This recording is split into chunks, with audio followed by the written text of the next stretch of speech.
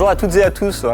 Alors, vous êtes nombreux à revenir vers nous au sujet des fameux bips des Ontes. Alors, il n'y en a pas 50, il y en a 4 importants que vous rencontrez ou que vous allez rencontrer. Alors, le tout premier, très simple,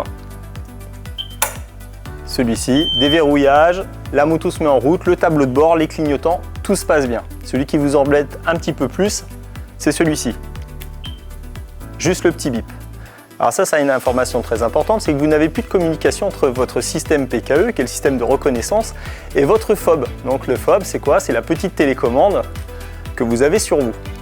Alors, important, la plupart du temps, c'est tout simplement la petite pile qui se trouve à l'intérieur. Alors cette pile, elle doit faire 3 volts. Maintenant, on en trouve un petit peu partout. Malheureusement, elles ne sont pas toutes de bonne qualité. Donc le temps de la recevoir, vous vous retrouvez avec des batteries qui font entre 2 volts et 3 volts, des fois plus proche de 2 volts. Ce qui se passe, c'est que vous allez la mettre, ça a fonctionné, super, vous avez réparé pour 15 jours. C'est dommage. Donc vraiment, rapprochez-vous peut-être de votre concessionnaire qui va le contrôler avec un outil adapté, être sûr que votre pile est pleine. Voilà. Après, avant d'arriver à ce stade-là, normalement, votre moto a dû vous faire 3 bips. Alors souvent, à la phase de démarrage ou même lorsque vous commencez à rouler. Donc 3 bips, elle vous informe que la pile de la télécommande commence à être faible. Voilà. Donc là, tout de suite, n'attendez pas le dernier moment, remplacez la pile de votre télécommande. Le quatrième cas, c'est tout bête, c'est lorsque vous vous éloignez de la moto avec votre fob. Donc c'est le mode sécurité, donc il faut être à plus d'1,20 m. On va attendre un tout petit peu, ça prend un petit peu de temps. Je la laisse finir.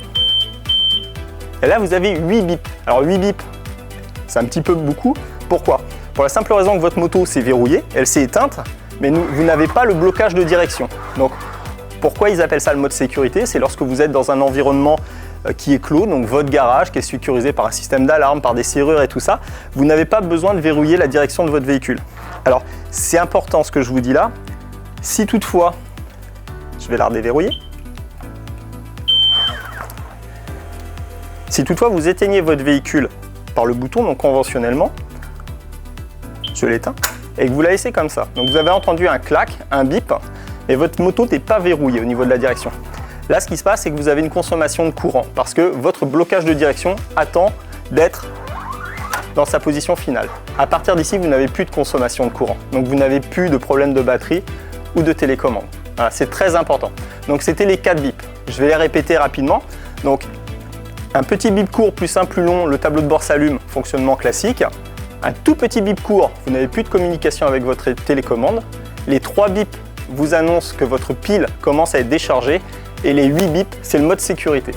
Voilà, j'espère que ces précisions vous aideront au quotidien.